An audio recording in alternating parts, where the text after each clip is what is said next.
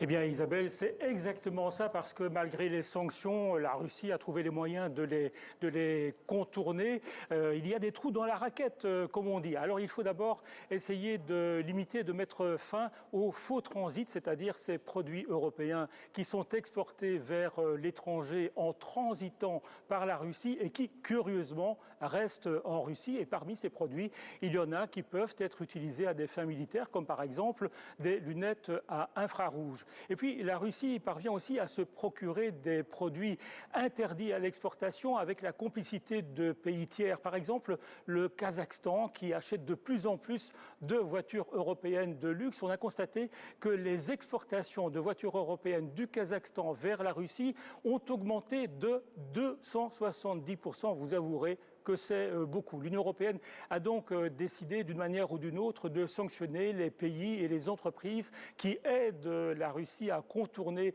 les sanctions. Et puis on se demandait si les 27 allaient imposer enfin un embargo sur les diamants russes. On en parle depuis longtemps. Eh bien, ce sera pour une autre fois, même si Charles Michel avait déclaré tout récemment que les diamants russes ne sont pas éternels.